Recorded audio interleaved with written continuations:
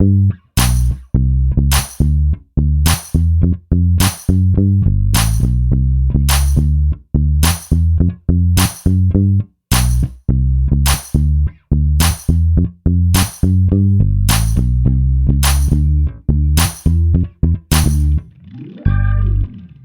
I think we find ourselves in a little bit of a pickle. How so? Because all three of our teams are in the thick of it at this moment. At this moment in time, beginning of August, all three of our baseball teams have some playoff potential.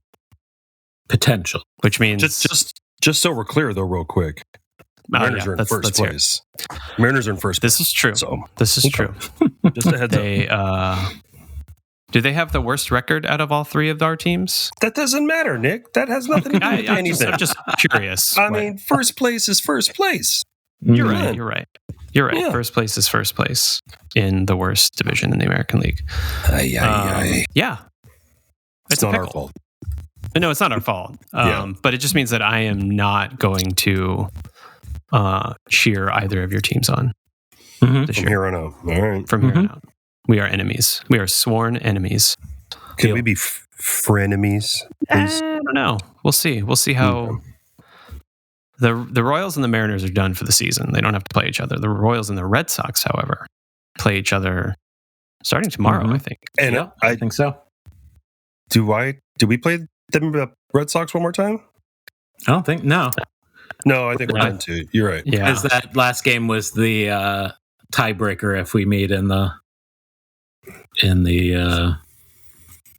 whatever we would meet in if we were tied. Wait, so what was the Red Sox won one more game than against the Mariners. Okay. Yep. Then they won against the Red Sox. Yeah. So if there's a one-game playoff, Red Sox have home field. We don't need it. So, and you guys, the Mariners are in first place. I feel like they're going to be in first place. Yeah. They're going to be between like first and second place, like going back and forth. I feel like all throughout the rest of the season. Yes, exactly. 50, and 60 more games, whatever it is. It's basically just you and the Astros, right? The Rangers are kind of 5.5 back, but okay. Yeah. So you never know. Yeah, that's true. They can reel off a good week. That's always good. But we haven't spoken since the All-Star break. This is true. And a lot has happened. A lot has taken place. A lot of good stuff has happened for all of our teams. A lot of good stuff has happened for a lot of teams, actually. It was kind of a crazy trade deadline. Yeah. And I'm glad we're talking about it now. Yeah, super active. Couple players that I thought would go somewhere else did not go anywhere else, which was strange. But by all accounts, it seems like the Mariners did a pretty good job in this trade deadline.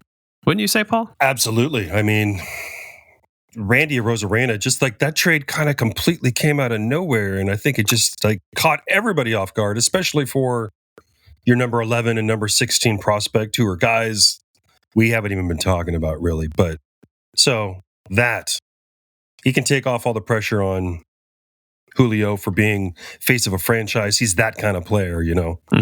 And so, but then the most underrated trade of them all, for some reason, it's kind of the, you know, since we didn't get Vladdy, we got Justin Turner, but holy shit, Justin Turner turning it on. Is he crushing?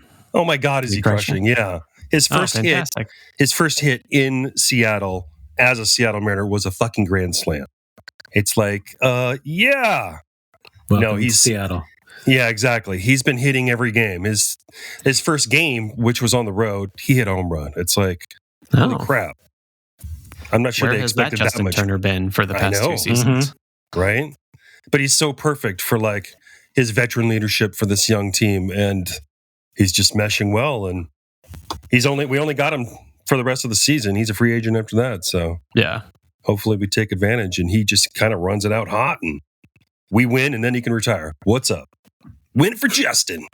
Yeah. Well, what about Randy? Is he there for the whole season, or for? I think like 2 years. Oh, he is. I think this year and one more year, right? Yep. Oh, yeah. Interesting. So, okay. But then also like the best, it wasn't even like a trade deadline. It was like a DFA pickup was fucking Victor Robles, the hottest hitter in all of MLB right now. Yep. And the Washington Nationals just kind of moved on. After 8 years, it is what it is, but boy, is he sticking it to him right now. So, wow. Complete turnaround for the Mariners right now. Good. And it's been awesome. Good. I'm glad to hear it. Glad to hear it, Paul. So sure, you're happy. Sure you are, happy. Nick. Yeah, I'm happy right now. I mean, we traded away Ryan Stanek, I think one of our weaker parts of the bullpen, but holy crap, our bullpen just keeps falling apart. But guys step up. We got magic. Join the club. Magic out there, yeah. So, yeah. Good turn for the Mariners. Okay, good. I was curious to see how you were going to feel about that because they did give up some prospects. They gave up a number of prospects. And I know your feelings and your thoughts about that. Yeah. You got to save it for the future and all this. None of them were the guys that we were all worried about they would get rid of. None of the top 10 guys. So that alone was just like friggin' awesome. Or none of the top 9. I think there was the number 10 guy or whatever. Yeah. Yeah. I don't think any of the players that you guys got would be worthy of a top 10 prospect. Yeah. You know what I mean? Like exactly. Even a Rosarena. I mean, yeah. He's, kind of a down year, but he literally rookie of the year 4 or 5 years ago. The dude's young. He is young. Good player. So down much playoff experience. So, that's perfect. But he's been clutch. He's already hitting at least for the Mariners, like over 3 something. So yeah, let's go. On the other side of the coast, Eric, Red Sox, they got a lot. Yeah. Yeah, a lot. They got some guys to help out in the bullpen. Got Luis Garcia as a good setup guy. They got Paxton. James Paxton back. Yeah, that's right. Yeah, the Dodgers. He's still playing baseball? Good Lord. Dude, the big maple, man. Come on. Gave up Moises Bolivar, who there's been talk about, but that Bolivar was like the big guy that we gave up. Like Paul was saying, we didn't give up. Other than him, we didn't give up any big minor league or development players that I had heard of, at least. We got Danny Jansen from the Blue Jays. We got Lucas Sims from the Reds. I heard something interesting about Danny Jansen the other day. You probably saw this too. Maybe you sent it to me. I don't know. But apparently, so he played for the Blue Jays, and there was a game earlier this year that got rained out between the Blue Jays and the Red Sox, and they're going to play it again or play the rest of the game. Yeah, it's going to be continued on the 26th of August or whatever. Yep. So he has a chance to bat for both teams in the same game. In the same game. Same game. Yeah. Yep. That's funny. Even better than one of the things I like about the trade deadline is when guys just walk across the field. They've been traded to the team that they're playing, and they just walk across the field. That happened to the Royals this year. Yeah. We traded for Paul DeYoung, and he was playing for the White Sox, who we were playing at the time, and he literally walked over to the other dugout and put on the Royals hat. Was like the third game of the series or something like that. Yeah. Yeah. Yeah, that's awesome. The Athletic grades the Red Sox badly. A C+. A C+. So when I think ESPN said the Red Sox made the worst trades at the deadline. Really? Yeah, and I was shocked by that. It's saying that they're not doing enough to catch the Orioles or the Yankees. Sure. But they were addressing their needs, like bullpen help, right? Right. They did what they could without giving up too much. I think. Yeah. You don't give up too much unless you're going to be in first. You think you're going to be in first place. So they're playing playing for a wild card game right now. So, exactly. Yeah. I like it. A strategic move. Yes, they are chasing the Royals. Never thought you'd say that, did you, Eric? It is a scary thing to say, yes. Nobody expected the Royals to do the Royals right now, but fucking A. I don't think the Royals expected the Royals to be doing this. I think Bobby Baseball expected it. Good Lord, this kid is awesome. He is something else. I'm hoping, I'm crossing my fingers that he is not the next Mike Trout, because what I mean by that is a superstar playing for a shitty team / organization. But obviously not. 2 years into it, look at where the team is at. And I mean, it's obviously like you guys, that new GM is working hard. And so, yeah, very good decisions. But totally, that kid, I mean, like, yeah, does it all. Absolutely everything. He's the best shortstop in baseball. He's probably not going to win the MVP this year because of one, Aaron Judge, who is hitting home runs every fucking game. Like, it's Little League baseball. Yeah. But I mean, the month of July, he hit 496, I think. Jeez. With like 44 hits, like 7 or 8 home runs. I mean, it was like unbelievable what he was hitting. There was like a game where he was 1 hit away from hitting the cycle. The only reason he didn't hit for the cycle is because he got beaned on his last at bat. That's right. He's on a tear. So good to see. Again, hopefully they surround him with other people that are going to push them forward rather than just creating another Mike Trout situation. So, yeah. But they made some moves at the deadline. Surprisingly, made some moves. They picked up a couple of bullpen arms. Hunter Harvey from the Nationals, Lucas Ursig from the A's, Michael Lorenzen from the Rangers. Mm-hmm. Have you guys seen that guy's forearms? Michael Lorenzen? Mm-mm. Okay, this is a weird thing to say, but I want you to look at his forearms. Some crazy Popeye shit. It's weird. Yeah. It's like he has an abnormally large arm for a pitcher. Let me see if I can share this. It looks out of place when you're watching him pitch. You know how like most pitchers, like you would see like Chris Sale or whoever, right? Mm-hmm. They don't have like crazy arm. Yeah. Like it's Popeye shit. Arm or bicep? Well, sorry, it just his biceps. Yeah, bicep. Oh, yeah. You would It's think huge. you would think that would get in the way of the pitch rotation. Wow. Yeah, sorry for that, but he pitched yesterday, and I noticed that immediately. Like, what the fuck is wrong with this guy? Yeah, Beefy is the word. Fantastic. Okay, yeah. Beefy. Please name the episode Beefy. Way to make it weird, Eric. Just a dude admiring another dude's bicep. That's all. Yep, right? That's all it is. Nothing weird about that. Nope. They made some moves. They didn't give up anything worthwhile because they don't have anything to give up. So they gave up some bullshit prospects that are not going to mean anything. So they got what they could for what they have, basically.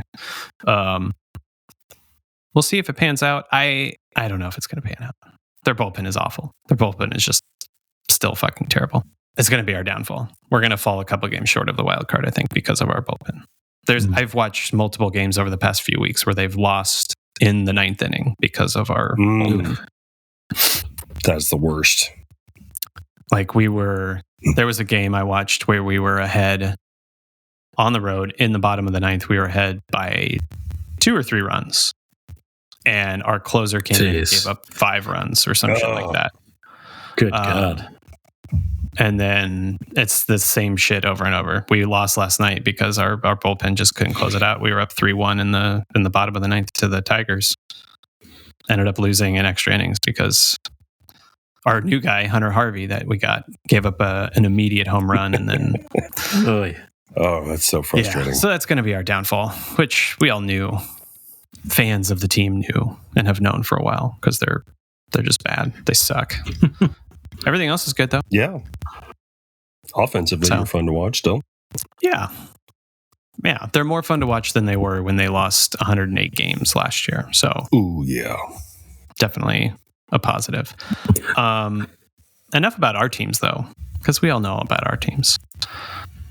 Who did you guys like? What teams did you guys like over the deadline? that made some moves, that made good moves, you think?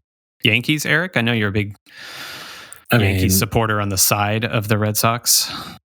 Oh, yeah. You know me. But they didn't do much at the deadline. They made some trades a little bit before. Who did they pick up? Well, they got some bats. I know that. Jazz Chisholm. Yep. Man, and what a tear he went on those first couple of games, right? Yeah, he hit like 3 home runs in 24 hours or something. Yeah, in 2 games. Yeah. The Dodgers picked up a bunch. I don't understand the Dodgers. I don't understand how they can do this every year. Put together an all-star team and not trade for more all-stars. Yeah, it's unbelievable. Who did they pick up? Let's see. Where the fuck? So they got Jack Flaherty from the Tigers. That was a good pickup.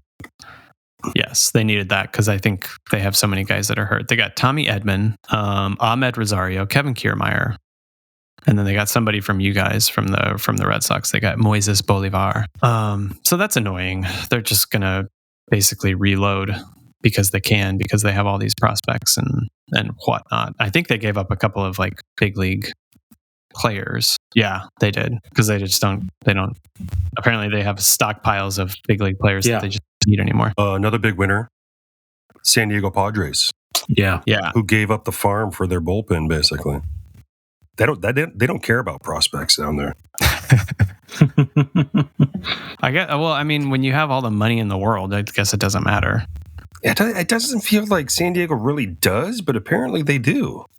I mean, they've been, like, look how much money lately they've been spending like they do. That's for sure. So. Yeah, but they have a strong bullpen now, so that's going to keep you in a game. That's good stuff. Yeah. And they have Dylan Cease, who just threw a no-hitter. Dude, right? Luis Arraez, great. Yeah, pickup. 2 months ago for him or whatever that was. But oh my God, just because of Manny, I want them to lose. Just because of what? Manny Machado. It's like lose. Yeah, that guy's kind of a douche. Yeah. It was a good deadline. A lot of teams buying, because there's so many teams that are close to the edge. Yeah. But not buying really, really big though. Yeah. Well, there wasn't like a ton on the market. There were players that didn't go that I was surprised. Right. Blake Snell didn't go. Right. Tarek Skubal didn't go from the Tigers. I feel like the Astros got fleeced for what they gave up. Yes. For Yusei Kikuchi.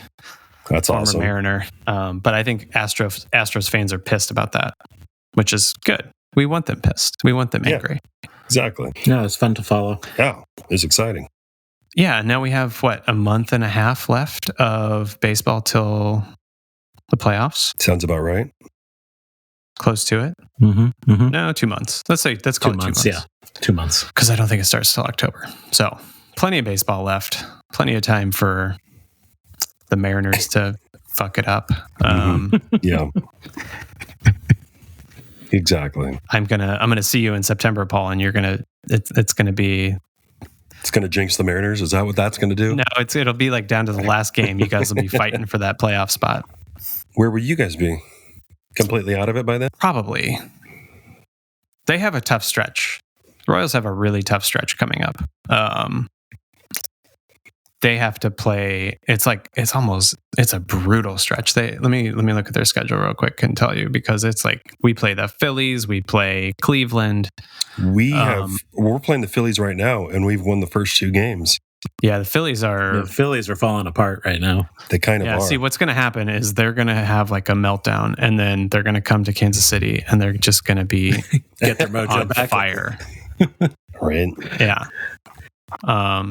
Bryce Harper is going to have like 7 home runs. He's on a stretch of like 1 for 33.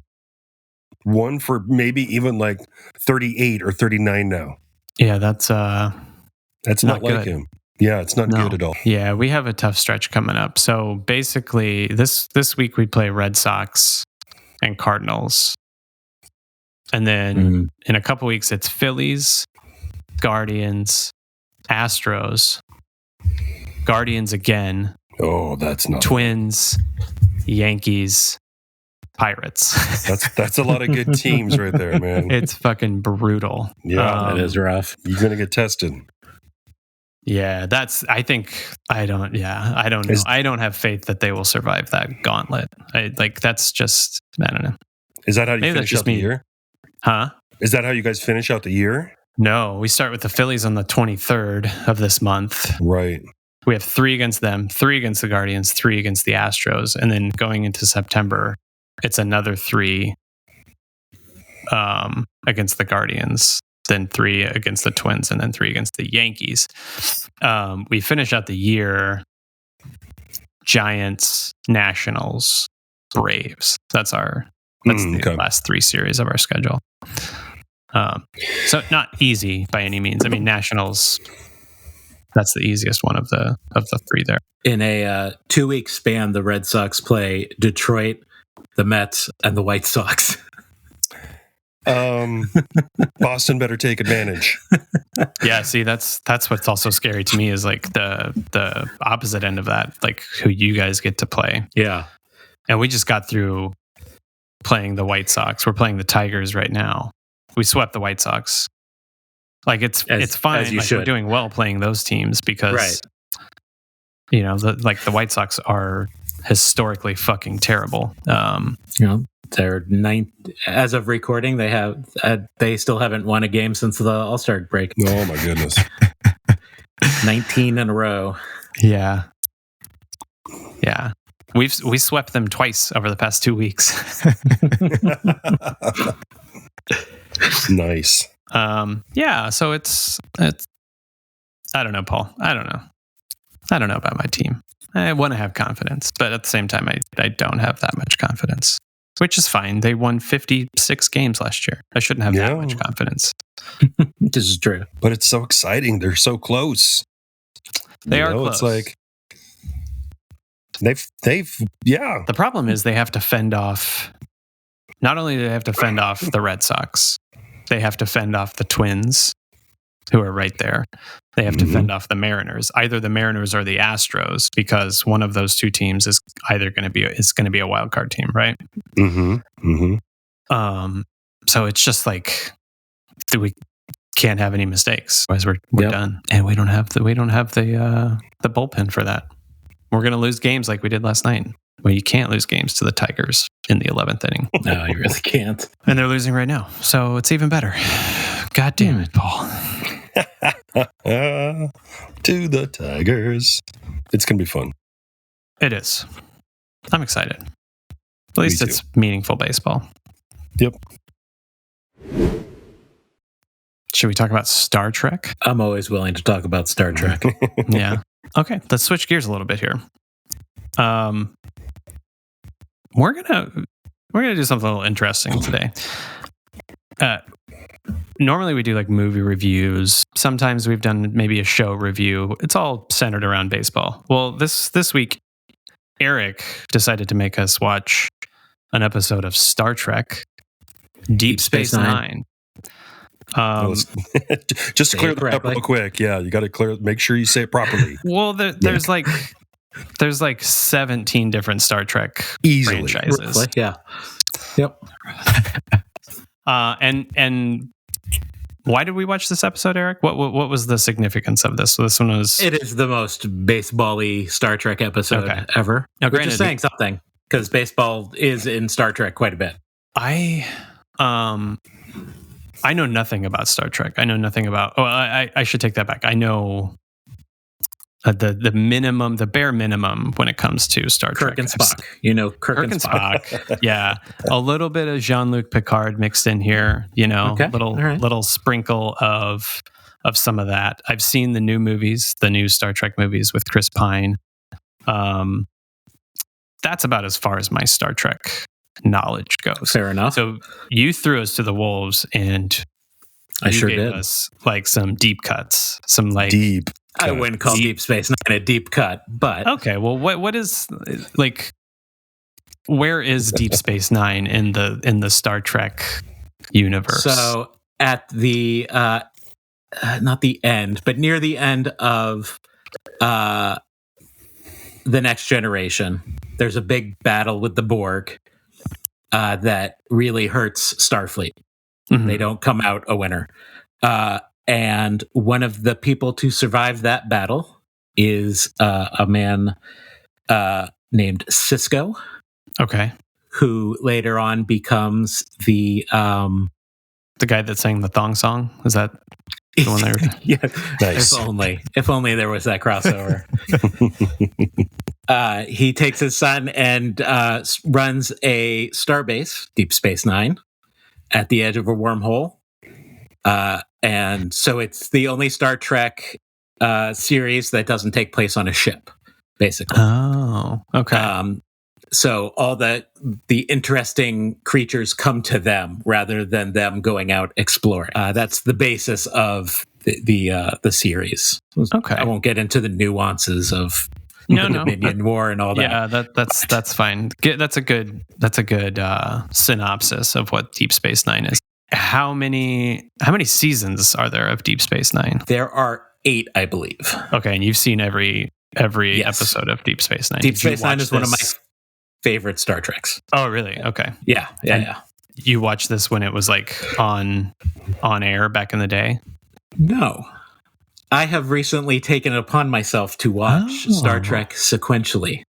Interesting. During my work from home job. Sequentially, so you started from the beginning. I started from the very beginning. The OG Wow. days. Kirk and Spock. Yeah. How many seasons did they have?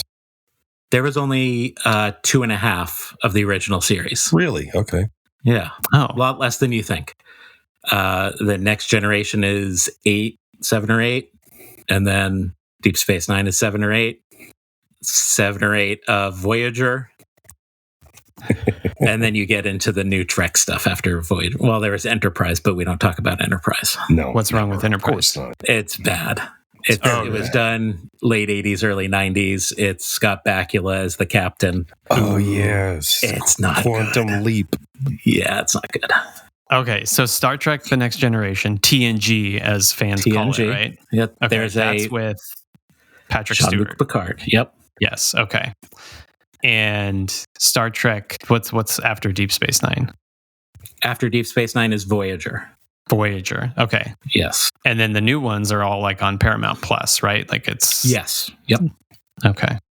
Do you have a favorite so far? Where are you at in the Star Trek I'm saga? almost caught up. I've got a few more seasons to go. I'm really enjoying Strange New Worlds, which takes place before the original series. It's really good.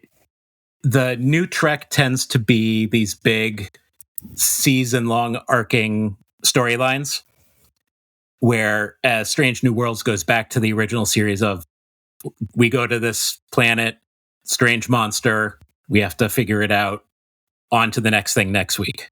There's not a huge overarching storyline. It's monster of the week kind of stuff. And it's a lot. Nice. That's a lot more fun. Gotcha. It's like the CSI format, or like the exactly, kind of like that, where it's a different case every week. Yep. Okay. So why? Let's tell people why you had us watch an episode of Deep Space Nine. Back when TV shows were actually people watched them on broadcast, you had 26 episode seasons.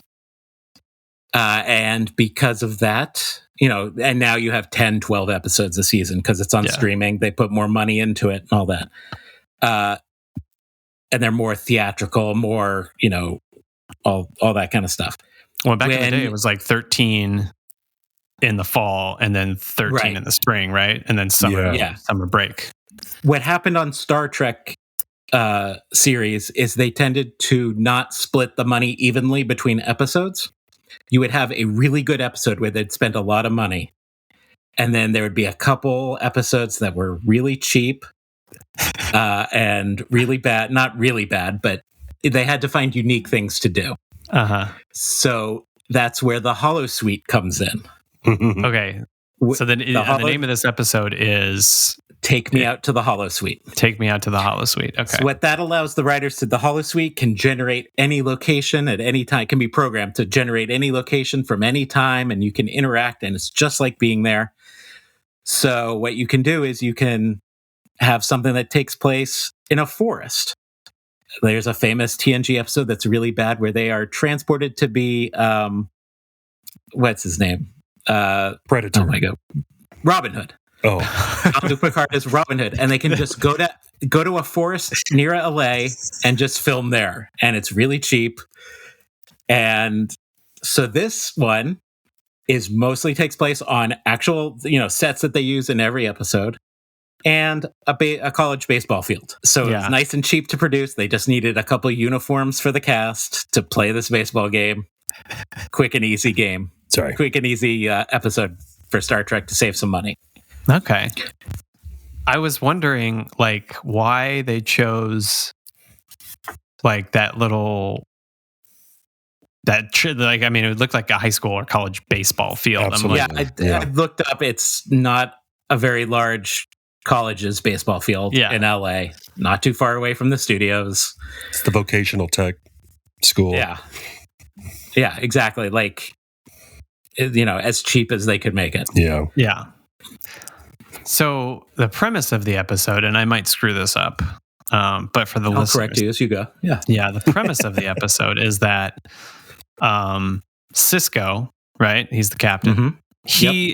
There's some sort of beef with him and a Vulcan, right? And so they decide to settle their little beef with a game of baseball. And so the whole episode is them. They have to train their own respective teams, and nobody knows how to play baseball. Nobody knows what baseball is, right? Except for Cisco. And so the whole episode is them training to play this baseball game against the Vulcans. And then they play a baseball game. But the funny part is that there's a lot of there's actually, I enjoyed the episode a lot. I had no idea what the fuck is going on. I have no idea about any of these characters. It's super cheesy, which I kind of expected, because a lot of the any Star Trek episode that I've seen has been cheesy in my view. Yeah. Not bad, but cheesy because it was made in the late 80s, early 90s, whatever. But the cool thing, or it was pretty neat. They found a way to describe how baseball was really fun, but at the same time how baseball was super complicated, and all these rules are kind of crazy to think about. Explaining baseball to somebody who has no idea about baseball would take forever. And right, they're sitting down in the cafe and they're talking about bunting, trying to explain a bunt, and when you can run and when you can't, and all these things that we just have learned from watching the game and being involved in it. To sit down and try to explain it to someone is just what? I can't run at any time. It was interesting. It was. I enjoyed it. I don't know, Paul. Did you like the episode? Did you like watching Star Trek blindly? Well, that Have you ever watched Star Trek? No. Okay.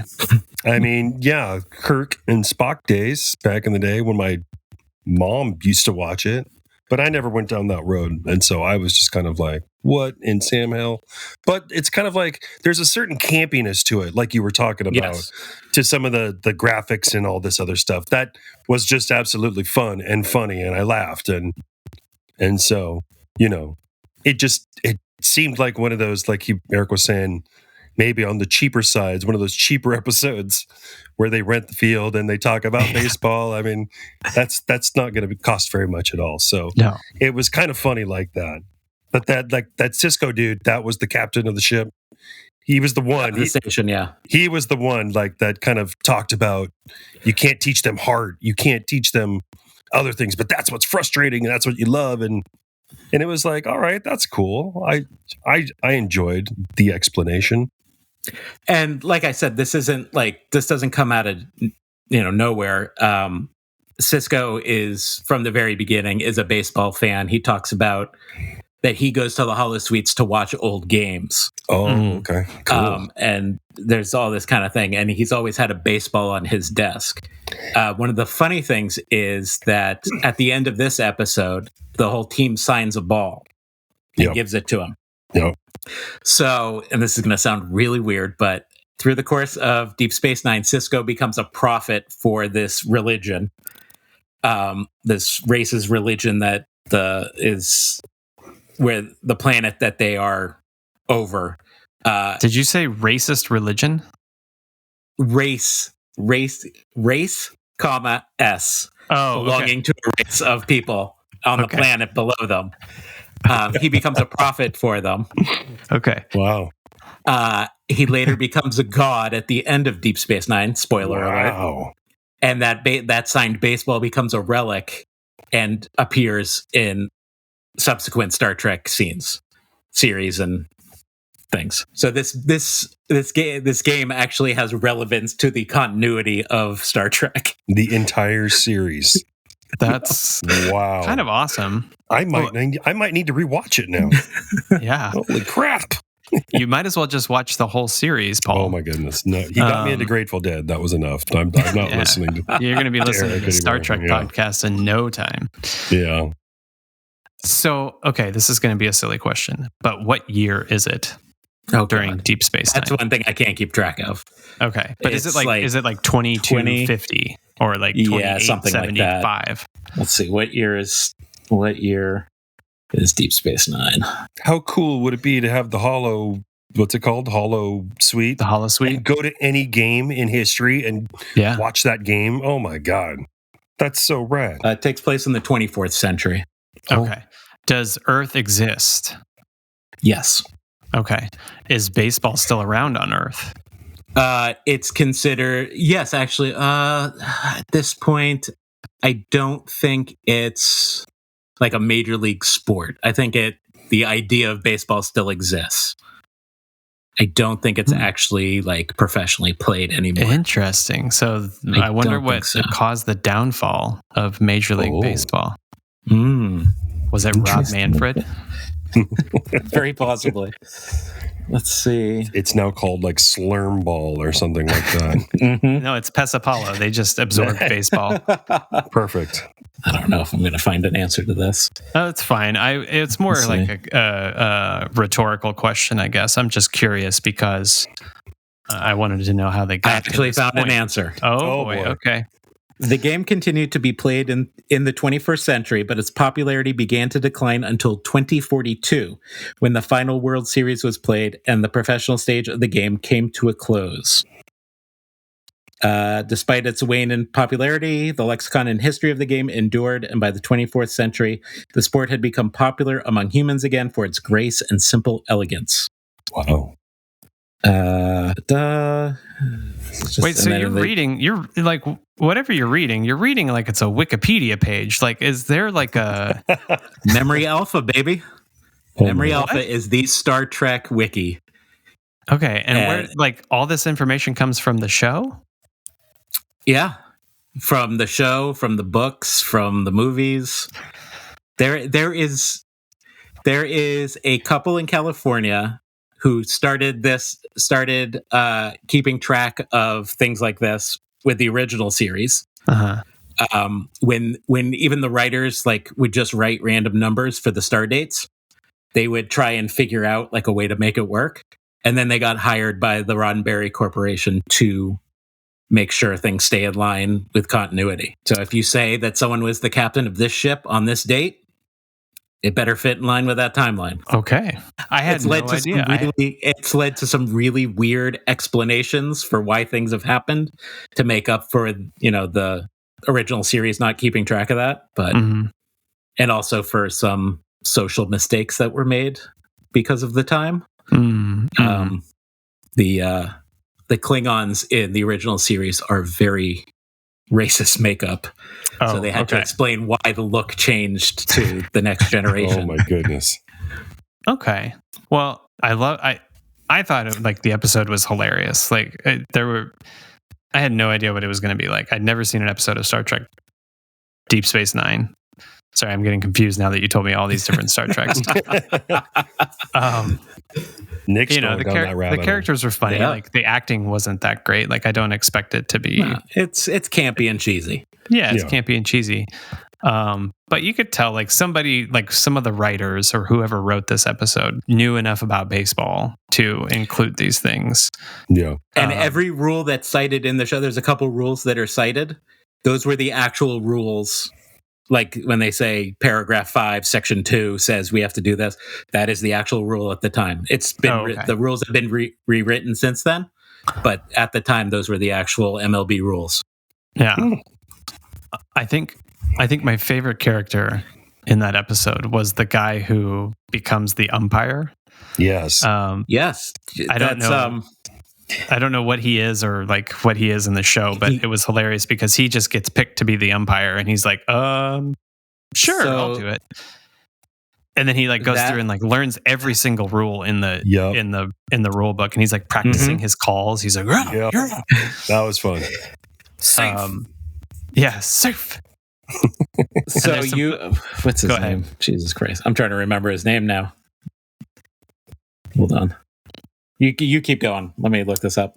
There was just some funny little things that he does in there. Or some funny things that the show does, like while he's like he ends up like throwing he ends up throwing Cisco out of the game, who is Cisco is the manager. He throws him out of the game because he like puts his hand on him. Yeah, that's right. He gets like all into it. Yeah. So that character's Odo. He is a shapeshifter. Okay. Which led to some really low budget, well, not low budget. It was high budget at that time, but it's really bad to our current special effects on the show. He is played by Renee Auberjonois, rest in peace, who, without the makeup, you might recognize him from a lot of other sitcoms. He was on Webster. He was on... Wait, what is Webster? Benson. What is Benson? Webster. Sitcoms. Yeah, I know what sitcoms are, but I don't know what those sitcoms are. What the fuck is Webster? Really? No. Emmanuel Lewis. Is that his name? Emmanuel Lewis, the little dude. Yeah. Benson was the butler. At the time of the show taking place, he is the only one of his kind known. And he's the security officer on the station on Deep Space Nine, which is why he became the umpire.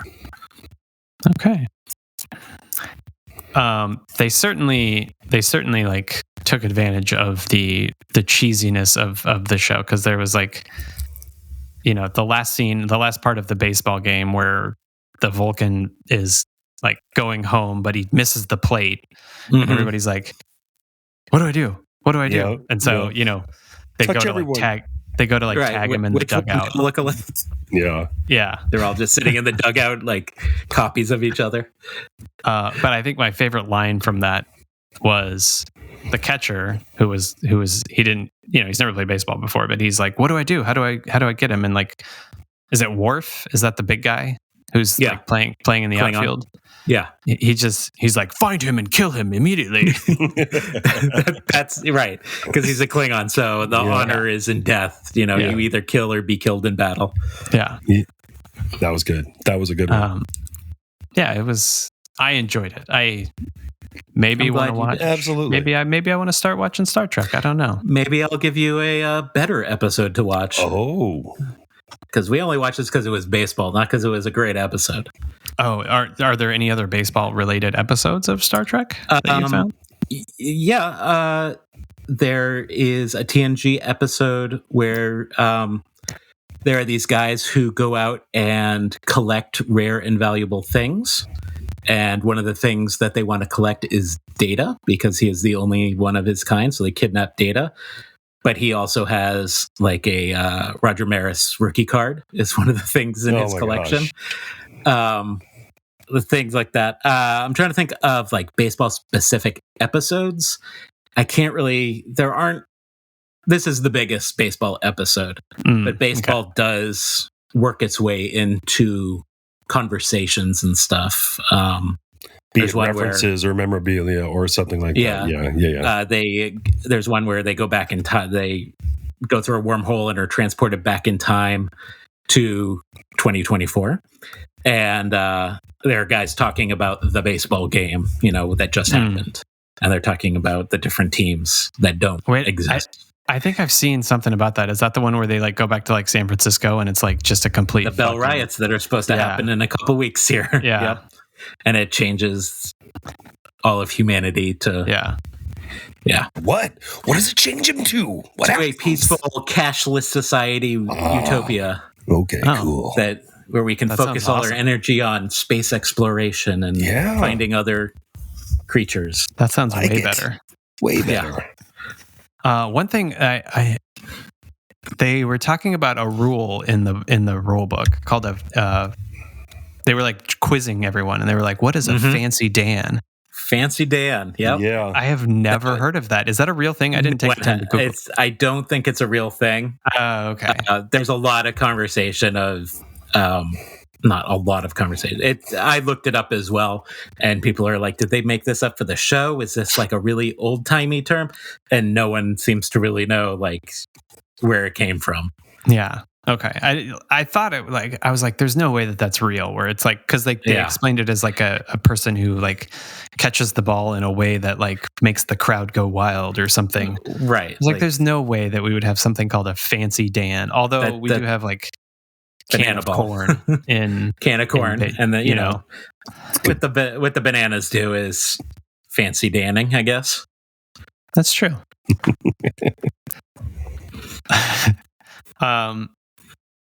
But yeah, thanks for making us watch that, Eric. That was fun. I enjoyed it. Unusual, but fun. And now I know more about Star Trek, and now everybody else listening knows more about Star Trek. More than you should, yeah. Yeah. So, when are you going to finish this Star Trek journey? Are you pretty soon? I'm going to be all caught up pretty soon. Okay, are you going to read the books after that? No. Absolutely not. I'm sure they got comics. Read all the comics. There are a lot of comics, yeah. Well, they have an animated series too now, right? Mm-hmm. 2. Well, 1 got canceled, yeah. Okay. All right. Are they going to make any more movies with Chris Pine? I don't know. They seem to be doing all right with the TV shows. If they, they keep canceling them, but what do the fans or the OG fans think of the Chris Pine movies? Those Star Trek movies. Well, they are part of a different universe. They get referenced a little bit in one of the cartoons as kind of a parallel universe occurrence. Interesting. I enjoy them. They're fun. Yeah. But the continuity doesn't cross across those universes. Good stuff. Well, guys, anything else? That's good stuff. Nothing else? Okay. I think we'll be back in a couple of weeks with some more breakdowns, post week breakdowns, the week after breakdowns. What do we have coming up? Anything big that we should talk about coming up besides the regular season? Baseball related? No, man. It's just good stuff. Like from here on out, it's kind of like a day-to-day thing, and that's what's exciting about it. That's what I'm excited for. So I like it. Yeah. Are you going to go to a game before the season is up? Probably not. Okay. Unfortunately, Seattle's so far. What? I'm out in the sticks. Man, I'm driving to Houston to go to a game. That's true. You're good. You're good. Yeah, you're going to a game tonight, aren't you? I'm going to a minor league game tonight. Yeah. The Round Rock Express. Yep. Make sure you get the hot dog wrapped with a grilled cheese. Man, I'm not trying to have diarrhea while I'm there.